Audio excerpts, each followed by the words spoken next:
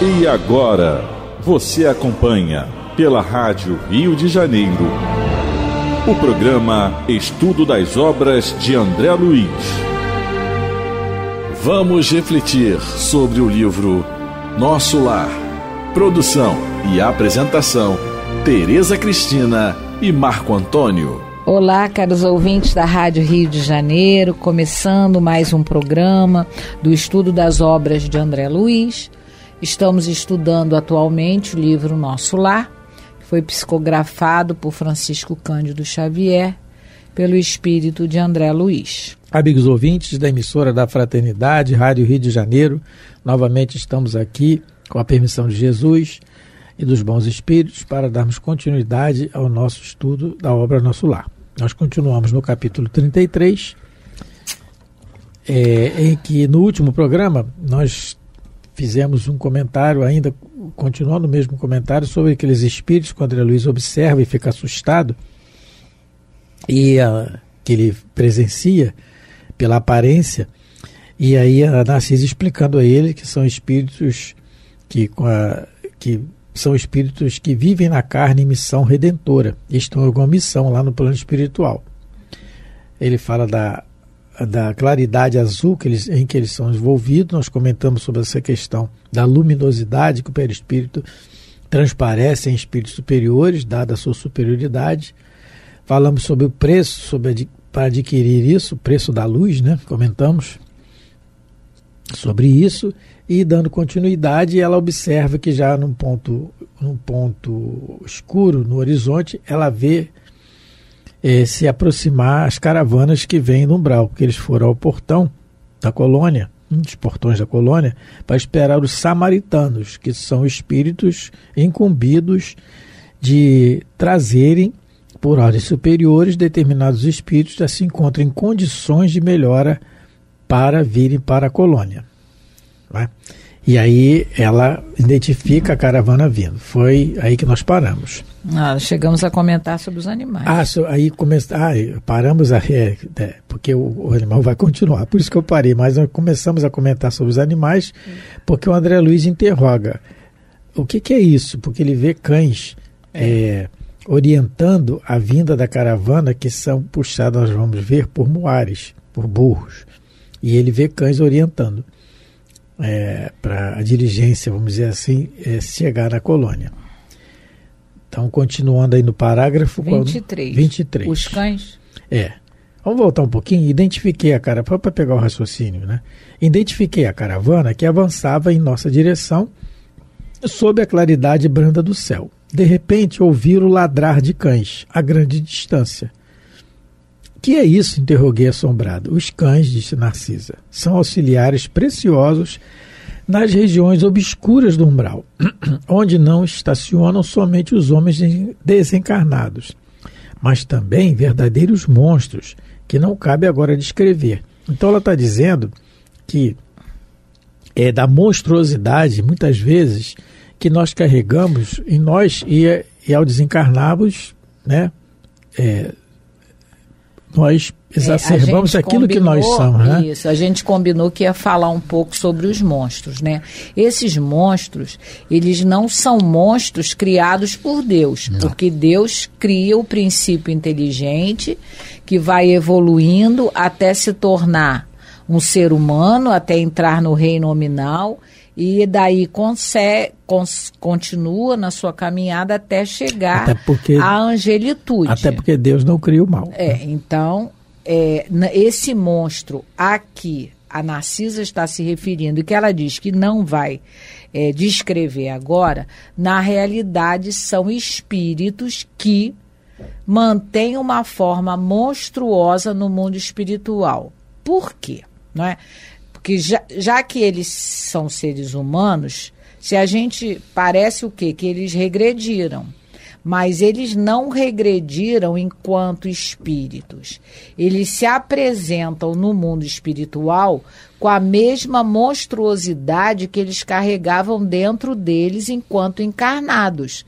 Então, na vida de relação em sociedade, eles cometeram tantas monstruosidades que eles baixam, né, como Calderaro coloca lá no livro No Mundo Maior, eles passam a estagiar nas profundezas da mente, vamos dizer assim. Eles descem o padrão vibratório até a animalidade, porque o ser humano, a gente traz dentro da gente tudo que a gente já percorreu na evolução. Tanto que o bebezinho, o feto de um bebê, ele começa com a aparência de um anfíbio. E ele vai, não é? Ele vai progredindo, vai crescendo dentro da barriga até tomar a forma humana. A gente também traz esse padrão mental. Então, a pessoa que comete muitos males na Terra, ela, quando desencarna, a mente dela está num padrão vibratório animalizado. Então, ela se toma a aparência de um animal. Ela se torna um monstro. Um exemplo que a gente gosta aqui de falar, de lembrar, é de uma enfermeira que se tem notícia, né? Uma enfermeira nazista que, na época da Segunda Grande Guerra Mundial, quando ela, no campo de concentração que ela trabalhava, que eu não sei qual é, não lembro, ela tinha o prazer de pegar mulheres gestantes judias, amarrar a perna dessas mulheres na hora do parto, para ver essas mulheres morrerem gritando, desesperadas, porque todo mundo sabe que a dor do parto é na escala das dores, é uma das piores dores, para ver essa mulher desencarnar no supremo desespero da dor e o bebê, lógico, também desencarnar. Uma criatura dessa é uma fera. É uma fera num corpo ainda. Ela ainda está como uma fera, porque ela não é fera, não é? Nós todos somos filhos de Deus. Mas ela tem feito escolhas muito equivocadas. Então, ela tem um comportamento de um animal. Quando ela desencarnar, como é que vai ser a aparência dessa criatura? Não é? No livro Os Mensageiros, o André Luiz vai falar novamente sobre esses monstros. É no capítulo 40. No capítulo 40 dos livros Os Mensageiros, o André Luiz, deixa eu ver se eu pego aqui, porque ele fala bonitinho e eu não vou saber falar bonitinho igual a ele. Isso é. Não é? Então, é melhor eu procurar. Capítulo 40, quando ele vai falar desses monstros. A Tereza está procurando dos mensageiros. Nós temos também no livro Libertação, bem isso que ela está dizendo, porque isso que nós trazemos em nós. Por isso que Jesus nos pede a vigilância e a oração. E aí nós temos lá no livro dos Mensageiros, no capítulo, deixa eu ver aqui qual é o capítulo, numa cidade estranha, onde eles estão, capítulo 5, operações seletivas, nós temos isso aí. Nessa cidade lá no Umbral, onde o livro se passa, a história do livro se passa, dirigida por um espírito muito inteligente, inferior, mas inteligente, tem lá os juízes que julgam as pessoas pelo seu comportamento, que é o que nós não devemos fazer, julgamento e condenação, não é? E aí eles conhecem o problema da pessoa, vão no problema da pessoa, acusam, julgam e dizem que são os magistrados da justiça. Eles se intitulam assim. E aí a pessoa, pela acusação que ela recebe, ela se transforma muitas vezes em animal. O perispírito dela toma uma deformação tal que ela fica com aspecto animalesco. Por exemplo, você é uma cobra. E o perispírito começa a se moldar em forma de uma serpente. Então são esses monstros. Eles relatam nesse livro, o André Luiz relata, certa vez, que não é nem uma vegetação, aquelas árvores secas e tudo, são espíritos que estão ali, né? mas aquilo não são vítimas, é aquilo que a pessoa planta durante várias encarnações, o ódio, a vingança, a calúnia, a violência, vai cultivando e deforma o perispírito de um jeito, porque a sociedade, o nosso corpo e o meio social que nós vivemos nos dá uma máscara que engana muitas vezes a nós mesmos, mas desencarnado não é assim. Então, esses monstros que ela está citando aqui para o André Luiz, é isso, são muitos desses que sofrem, sofrem, né? Claro, sofrem essas agonias internas que são exteriorizadas no perispírito, porque o perispírito é um corpo modelável, plástico, vamos dizer assim, né? Quando a gente está em depressão aqui, quando você vê uma pessoa com extrema depressão, o aspecto dela muda totalmente. Por mais que ela passe uma maquiagem e tudo, penteie o cabelo, se bote uma roupa bonita, mas o olhar é outro. A gente sente isso, a depressão. Tem gente que não consegue disfarçar. Mas mesmo assim, tem o corpo, tem a aparência. No perispírito não é assim. Nós nos mostramos o que nós somos. Aqui, assim como nós comentamos sobre aqueles espíritos que o André Luiz se assustou, que são missionários, em missão redentora na Terra, são espíritos evoluídos, o brilho, a luminosidade, ao contrário também, porque estão expressando aquilo que eles são interiormente. E os inferiores é como eles estão interiormente. Não é? Então é isso, é esses monstros que ela está falando. No livro Os Mensageiros, nós vamos ouvir referência a esses monstros novamente. O André Luiz, nesse livro, ele, depois de um trabalho realizado na casa da Dona Isabel, que é uma oficina de Nosso Lar aqui na Terra, e é uma casa simples, né? Mas a Dona Isabel é uma missionária de Nosso Lar. E ela, depois que eles fazem o trabalho, o Aniceto fala para o André Luiz que agora era a hora do repouso e que eles poderiam ir para o campo. Então, o capítulo 40 do livro Os Mensageiros, Rumo ao Campo, o André Luiz ele vai perceber uma coisa estranha, que ele antes não tinha percebido ainda, porque Os Mensageiros é o segundo livro. E é uma das primeiras vezes que ele vem à Terra, né? Depois que ele veio ver a família, o segundo livro começa o trabalho dele.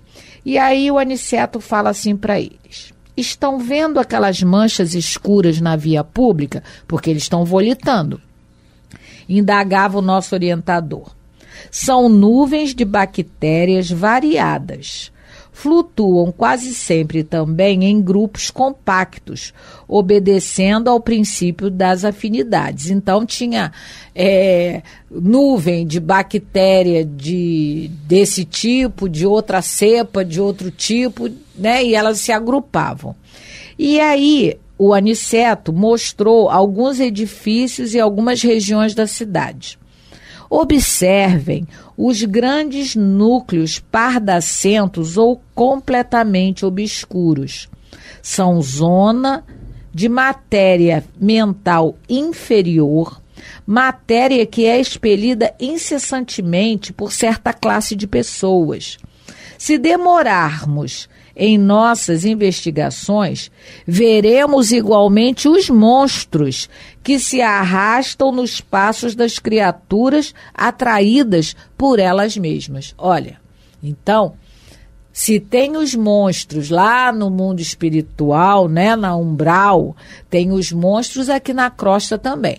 E lembrando que o umbral começa na crosta, a gente nunca pode perder isso de vista, esse pensamento, ele começa aqui.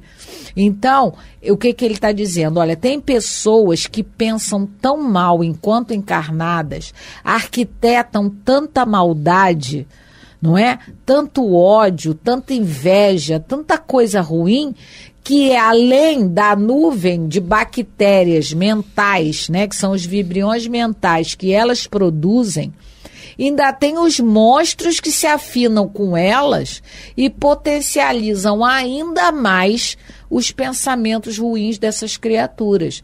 Então, esses monstros, né, depois ele vai colocar que tanto assalta o homem a nuvem de bactéria destruidora da vida física, quanto às formas das sombras que ameaçam o equilíbrio mental da criatura. Então, os monstros que a Narcisa está se referindo para o André Luiz, que existem no mundo espiritual, lá no umbral, são os mesmos monstros que aqui na crosta também vagueiam e muitas pessoas acabam atraindo esses monstros.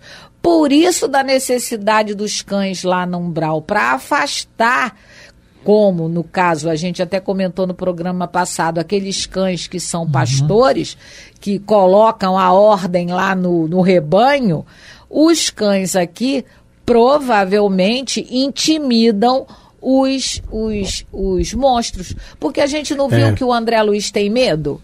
Que o André Luiz está com medo? Estava com medo do fantasma? Esses monstros também têm medo dos cachorros e devem ser cachorros. Esses aí, né? Esses monstros, esses monstros. Porque... E esses cachorros... E os desencarnados, desequilibrados também. A morte não nos muda em nada. A gente tem que raciocinar assim como nós temos aqui a leva de malfeitores, uns mais inteligentes que os outros, e uns são submissos, outros não são, outros também no plano espiritual a mesma coisa. Eu achei aqui no Libertação o que eu queria achar no capítulo 6. Numa cidade estranha, lá no umbral, uma mulher foi acusada, realmente ela fez as coisas erradas, ela matou 4 filhos, né? Inocente, ela era alcoólatra e tudo mais. E aí os julgadores, os juízes arbitrários dizem a ela: a sentença foi lavrada por si mesma, não passa de uma loba, de uma loba, de uma loba. Eles continuaram repetindo. À medida que repetia a afirmação, qual se procurasse persuadi-la a sentir-se na condição do irracional mencionado, notei que a mulher, o André Luiz está falando, profundamente influenciável, modificava a expressão fisionômica. Entortou-se-lhe a boca, a cerviz curvou-se, espontânea para a frente, os olhos alteraram-se, meu Deus, dentro das órbitas. Simiesca expressão revestiu-lhe o rosto. Ela ficou o perispírito com o formato de uma loba. Ela foi induzida a isso. Não é um monstro? Não é? Só que ela aqui está submissa. Tem uns que não ficam submissos. Aí é inteligência, como aqui.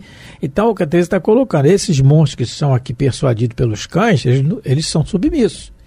Senão eles não tinham... Eles têm medo. Eles têm medo. Como aqui, tem o pessoal que está né, fazendo assim, a questão dos marginais e tudo mais. Eles têm uns que têm medo, tem os chefes, tem o outro, é a mesma coisa, que a morte não nos muda, é a inteligência que faz isso, não é? Então, continuando mais um pouquinho. Até perdi. Vamos para o parágrafo 24. A enfermeira, em voz ativa, chamou os servos distantes, enviando um deles ao interior, transmitindo avisos. Fixei atentamente o grupo estranho que se aproximava devagarinho. 6 grandes... Agora ele vai descrever a caravana. A diligência. 6 grandes carros, formato diligência, precedidos de matilhas de cães alegres e bulhentos. Eram tirados por animais que, mesmo de longe, me pareceram iguais aos muares terrestres. Mas a nota mais interessante era os grandes bandos de aves, de corpo volumoso, que voavam a curta distância acima dos carros, produzindo ruídos singulares. A gente vai ver posteriormente o porquê dessas aves. Mas, só parando aqui um pouco, olha, formato diligência, aquilo que nós comentamos anteriormente, a necessidade para a época. Nós estamos aqui falando de pessoas que são recolhidas do século XIX, como nós vamos ver um exemplo aqui, mais na frente. Se chegasse lá com um carro... Que não podia chegar com aeróbus lá, porque tem o aeróbus na colônia. Tem. Podia ter o aeróbus para lá, mas não tem. Mas é outra densidade. É outra densidade, tudo mais necessidade do espírito, não é? Talvez hoje em dia já não seja mais assim, com essa diligência. Mas aí, como tinha diligência, era puxada por quê? Por buares, né? Buares são burros. E aí, o que a Teresa colocou na questão do cão, aqui nós temos hoje os rebanhos de ovelhas, os cães que organizam as ovelhas para não fugir para lá, para cá, ele late, normalmente aquela raça border collie, né? Não é? E aí é isso, então são a necessidade, né? Então nós comentamos sobre isso e nos voltando novamente, quem quiser mais uns detalhes, a gente já comentou no programa passado, na pergunta de número 600, 598 em diante o Livro dos Espíritos, tá? Porque ele fala dessa individualidade dos animais. Quando ele fala aqui dos que voam, eu lembrei que os egípcios, mas eu não pesquisei, que os egípcios, eles, nas suas tumbas lá, eles tinham muitos desenhos das aves chamadas ibis. Ibis. Não sei por que, eu não pesquisei, vocês perdoem, mas, né, é uma dica talvez para que vocês também possam pesquisar. Por que eles tinham esse culto a essa ave ibis? Qual era a importância dela na cultura deles? Naqueles desenhos que a gente vê, que a gente mostra na televisão, mostra muito essas aves. Essa ibis, ela também aqui no Rio de Janeiro, no Morro do Pão de Açúcar, para quem não conhece, né? Dependendo da luminosidade do dia, parece o desenho de uma ibis no Morro do Pão de Açúcar. Dá para perceber que ali é uma ave. Muitos dizem que foi uma escultura feita pelos fenícios, que aqui chegaram muito tempo antes dos portugueses. Mas isso são lendas, né?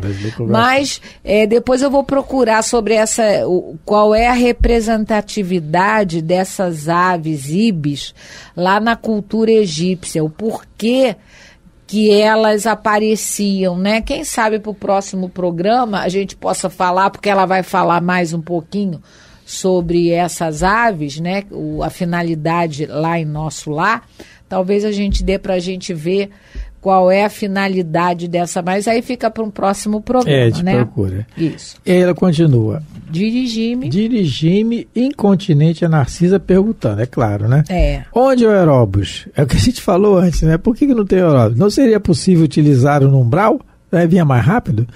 Aí ela responde, dizendo que não, indaguei das razões. Sempre atenciosa, a enfermeira explicou. Questão de densidade da matéria. Pode você figurar um exemplo com a água e o ar. O avião que fende a atmosfera do planeta não pode fazer o mesmo na massa equórea. O avião não pode, né, entrar dentro da água. Pode. Hoje em dia tem por cima, porque tem. Flutuando, né? Mas não pode. Por isso tem o submarino, assim como o submarino também não voa.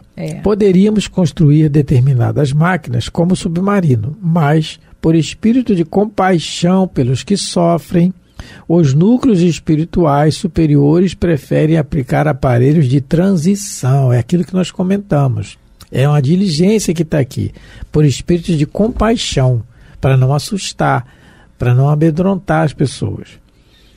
E aqui além a gente disso, lembra, né, que a matéria ela tem densidade diferente, não é? Porque a gente, mesmo lá no mundo espiritual, que é diferente da nossa, mesmo lá há gradação de matéria.